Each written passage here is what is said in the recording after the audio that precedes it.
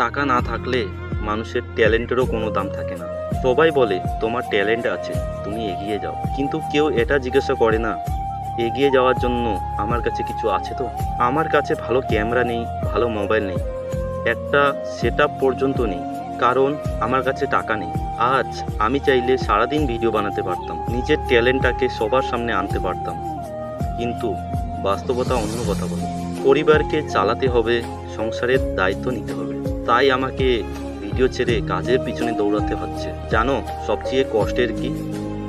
যখন নিজের ট্যালেন্টটাকে নিজের বুকের ভেতর লুকিয়ে রাখতে হয়, ধীরে ধীরে নিজের স্বপ্নটাকেও মেরে ফেলতে হয়। হয়তো আজ 2-3 দিন বাড়িতে আছি, কিন্তু আবার টাকা রোজগারের জন্য বাইরে চলে যেতে হবে।